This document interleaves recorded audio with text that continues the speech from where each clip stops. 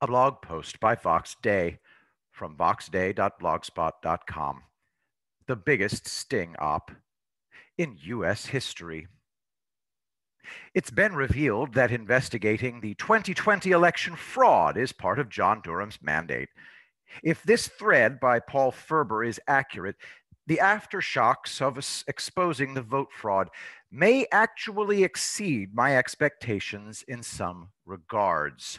From the thread, it's actually been finally approved to disclose that John Durham's scope investigation wasn't limited to what occurred in the 2016 election, but has occurred in the 2020 election. This isn't limited to investigators at the FBI and DOJ, but to investigation also of all intelligence community agencies in criminal meddling and conspiracy to commit fraud.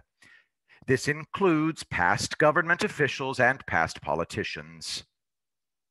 There's several contracted government companies and NGOs included. The point was to not allow this to happen again to any future presidential elections. Someone asks, what happens next? Trap was set. Biggest sting op in US history. Someone says post-proof. Over 20,000 operators, mostly military, sworn in and deputized and undercover. Full FISA approval down to a janitor's communication. The architect of this coup was actually hatched at a very prestigious Ivy League university with heavy intelligence community ties that will soon be in the news, embroiled by funding by a foreign, hostile country. First clue. We have the source code for Dominion software. Algorithm is designed to add, subtract, and switch votes remotely and locally. Metadata is stored and purged, but kept, embedded in stick drives.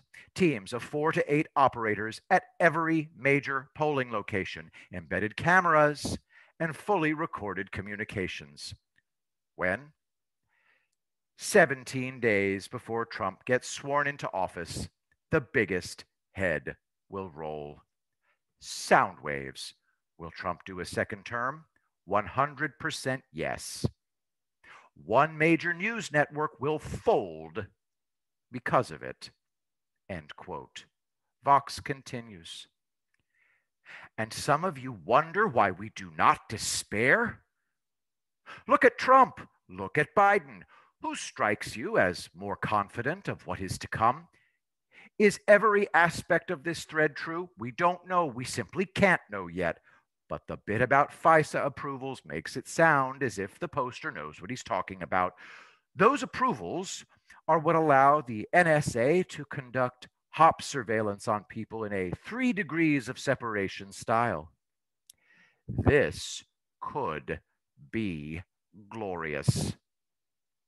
And for those who are afraid to hope, for those whose lower lips quiver at the increasingly remote possibility that this might be a trap constructed in order to embarrass them into expressing some modicum of optimism, do try to keep in mind that one of the greatest things that Jesus Christ gives us is hope.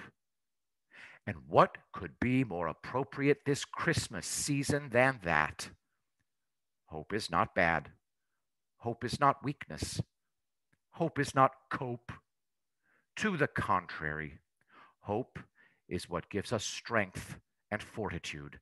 Hope is what generates morale, and morale is what wins wars and every other form of conflict that requires endurance. That's why those who seek to defeat you always attempt to frighten you and to destroy every last vestige of your ability to hope.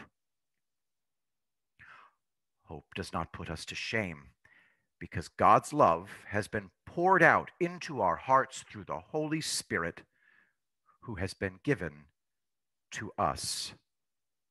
Romans 5:5.